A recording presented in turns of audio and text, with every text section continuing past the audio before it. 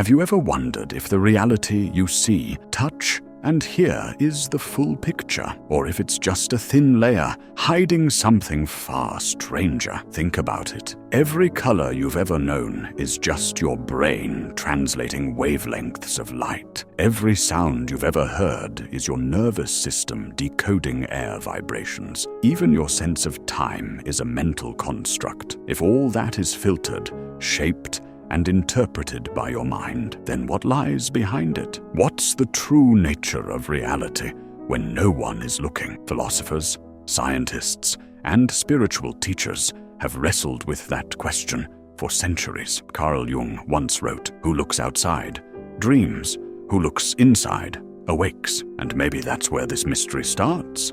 Not by searching for answers in the stars, but by looking inward and realizing that the observer is not separate from the observed. In the early 20th century, physicists thought they were on the verge of understanding the universe as a giant machine. But then came experiments that broke the illusion. Most famously, the double-slit experiment. When scientists fired particles through two slits without observing them, they behaved like waves, creating an interference pattern. But when they observed which slit the particles passed through, the pattern vanished, and the particles acted like solid matter. The act of measurement, the simple act of looking, changed the outcome. That sounds almost mystical, but it's real science. And it led people like John Archibald Wheeler to suggest the participatory universe idea. The universe doesn't just exist independently. Observers help bring it into being. In other words,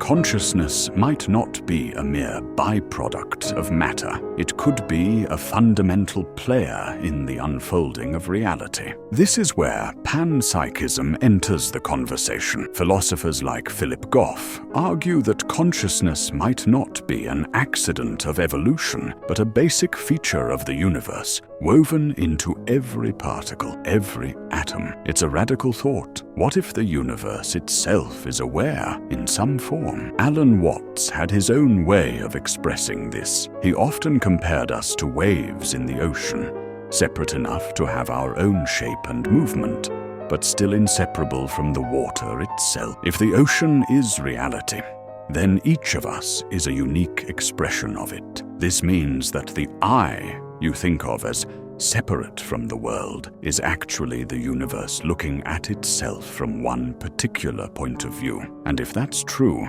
then every action, every thought is not isolated. It ripples out like a pebble dropped into a still pond. Let me give you a simple metaphor. Imagine two mirrors facing each other, reflecting endlessly. You are one mirror, the universe is the other. Every change in you, every shift in thought, every choice, every observation changes what is reflected back. It's an infinite feedback loop, and you are always a participant. But here's the part most people miss. If we shape reality through our observation and interaction, then how we choose to see and act matters more than we think. If you view life through fear, scarcity, and cynicism, you feed that into the loop. If you approach it with curiosity, compassion, and openness, the reflection changes. It's easy to dismiss this as poetic talk until you look at how belief systems shape behavior in real life. Think about the placebo effect. A patient believes a pill will heal them, and sometimes it does, even when the pill has no active ingredient. The mind changes the body. That's not magic.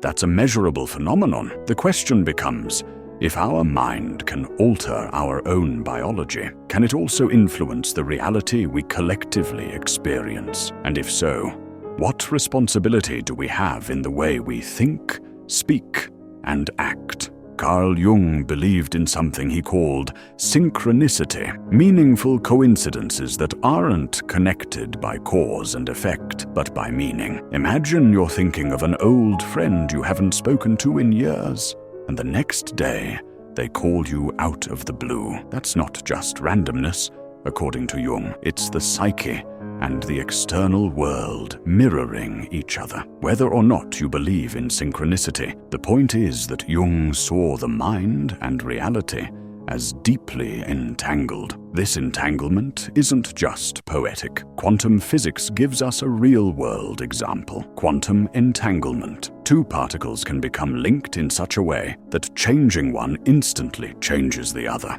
no matter how far apart they are. Einstein called it spooky action at a distance. Today, it's not just a theory, it's a confirmed phenomenon. So what does this mean for you? Sitting there, wondering about your own life, it means that perhaps your existence is part of a much larger and more interconnected web than you realize. And it means your consciousness is not a spectator in this web. It's a thread that weaves into the whole pattern. There's a story from the life of Alan Watts that I love. He once spoke about how people spend their lives trying to get somewhere. More success, more happiness, more meaning, like a piece of music where we're racing to get to the final note. But life, he said, is like a song or a dance. You don't play a song to get to the end. You play it to enjoy every note. In the same way, maybe the purpose of consciousness isn't to figure it all out, but to participate fully in the moment-to-moment unfolding of reality. This brings us to a central idea. Maybe the goal isn't to escape the illusion of reality, but to engage with it more deeply, aware that you are both player and stage, dancer and dance. So what can you do with this? There are 3 practical takeaways that come from all this philosophy and physics. First, pay attention to your perspective. How you see the world changes how you experience it, and possibly how it unfolds. Train yourself to notice the assumptions you bring to situations. If you assume people are hostile, you'll interpret their actions through that lens. If you assume they are worth understanding, you'll respond differently, and so will they. Second, practice conscious observation. Instead of rushing through life on autopilot, take moments to notice details without judgment. This could be as simple as observing the texture of your morning coffee, the patterns in a stranger's face, or the silence between words in a conversation. Observation without immediate reaction strengthens the muscle that notices, and maybe, just maybe, influences the world. Third, align action with intention. If observation shapes reality, then intentional action is like planting seeds in that soil. This doesn't mean controlling everything. It means choosing actions that reflect the reality you want to help create. If you want a world with more kindness, you practice kindness, even in small, unseen ways. The truth is, we may never have a final answer to the mystery of consciousness and reality, but we can choose how we live within that mystery. We can choose to see ourselves not as isolated dots in an empty void, but as expressions of a universe that is alive, aware, and still unfolding. And maybe, just maybe, every moment you live is not just happening to you, but happening through you. In the end, the question of what lies behind reality may remain unanswered, but the journey toward understanding it transforms us. The mystery is not a barrier, it's an invitation. We are not passive observers in a cold, indifferent universe. We are participants in a living, breathing reality that responds to our presence. Your thoughts, your attention, your choices, they matter. If reality is a web, then every strand you touch changes the whole, and perhaps the real awakening comes not when we find all the answers, but when we realize that we have always been part of the dance.